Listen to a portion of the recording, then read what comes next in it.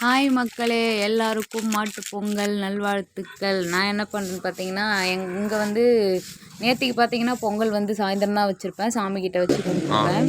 இன்றைக்கி பார்த்தீங்கனாலும் இன்றைக்கி சாயந்தரம் தான் பொங்கல் வைப்போம். பொங்கல் வச்சாலுமே இங்கே வந்து ஒரு 5 6 மணிக்கு வந்து மாடு மிரட்டுவாங்க. அந்த டைமில் மட்டும்தான் நாங்கள் வந்து இங்கே பொங்கல் ஸ்டார்ட் பண்ண முடியும்.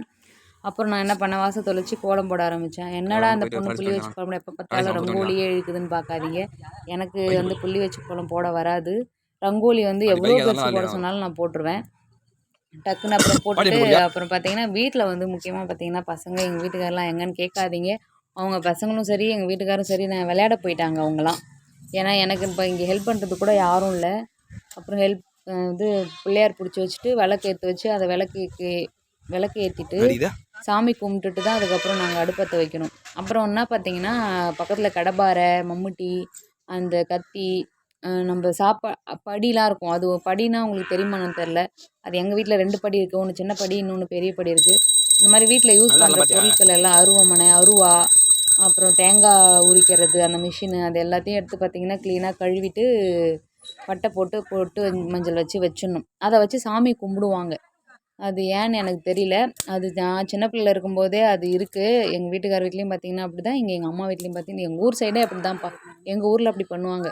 மற்றபடி எனக்கு தெரியாது. அதனால் அதெல்லாம் போட்டு க்ளீன் பண்ணி எங்கள் சாமிக்கிட்ட வச்சுட்டு பொங்கல் வைக்க ஆரம்பிச்சிட்டேன். பொங்கல் வந்து எப்போயுமே பார்த்தீங்கன்னா நான் ஒரு ஆள் இருக்கிறதுனால ஸ்லோவாகவே வேலை பார்க்குறேன். பக்கத்து வீட்டிலலாம் பார்த்தீங்கன்னா என்னடி இன்னுமா பொங்கல் வைக்கிற அப்படின்னு கேட்குறாங்க. எனக்கு அடுப்பு பிடிக்கவே மாட்டேங்குது. ஈரமாயிடுச்சு விறகுலாம், வேறு லைட்டாக மழை வந்ததுனால. அதுக்கப்புறம் வந்து பொங்கல் வச்சு நல்லா விறகு வச்சு நல்லா குச்சி விறவா பார்த்துட்டு நிறையா திக்குன்னு எரிய வச்சுட்டேன். அதுக்கப்புறம் பார்த்திங்கன்னா தண்ணி சுட்ட உடனே நான் என்ன பண்ணேன், அரிசி போட்டு கிளறி விட்டு அப்புறம் கொஞ்சம் பால் பொங்கி வந்துடுது. பொங்கல் அப்படின்னு சொல்லிட்டு கத்துறதுக்கு கூட எங்கள் வீட்டில் யாரும் இல்லை, நானே கத்திக்கிட்டேன். அப்புறம் வந்து பொங்கல் ரெடி ஆகிடுச்சு.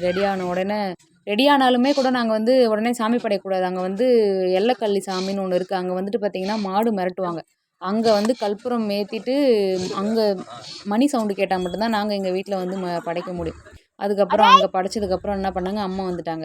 அம்மா வந்துட்டு அதை படைச்சிட்டு விளக்கு ஏற்றிட்டு தேங்காய் உடச்சி எல்லாம் பண்ணிவிட்டு எல்லாேருக்கும் போட்டு வச்சு விட்டுட்டு இருந்தாங்க. அதுக்கப்புறம் பார்த்திங்கன்னா நாங்கள் எங்கே போனோம்னு பார்த்திங்கன்னா லாரி, டிராக்டரு, மாட்டு வண்டி எல்லாம் ரெடியாக நின்றுது. அதில் வந்து சுற்றுறதுக்கு கிளம்பிட்டோம். ஜாலியாக இருந்தது, செம்ம என்ஜாய்மெண்ட்டுங்க. ஆனால் என்ன ஒரு விஷயம் என்னென்னா, நான் இன்னமும் போய் லாரியில் சுற்றுறேன். எல்லாம் வந்து என்னை பார்த்து சிரிக்கிறாங்க. அதை பற்றி நான் கவலைப்பட மாட்டேன். நம்ம ஒரு நாள் தான் என்ஜாய் பண்ண போகிறோன்னு சொல்லிட்டு நான் மட்டும் லாரியில் உட்காந்துன்னு பொங்கலோ பொங்கல் நல்லா கத்தின்னு செம்ம சவுண்டு போட்டுன்னு போய் ஜாலியாக என்ஜாய் பண்ணிகிட்ருந்தோம். அந்த வீடியோ போட்டிருக்கேன், அதுவும் பாருங்கள். பிடிச்சிருந்தா எனக்கு லைக் பண்ணி கமெண்ட் பண்ணி சப்போர்ட் பண்ணுங்கள். ஓகேவா? அதுக்கப்புறம் வந்து வெறும் வெண்பொங்கல்ன்றதுனால அதில் வெல்லம் வச்சு சாப்பிடுவோம் இல்லையா, அந்த வெள்ளை சாதத்தை எடுத்து அந்த வெல்லத்தை எடுத்து அப்படியே வச்சா நல்லாயிருக்கும். ஓகே, பாய்.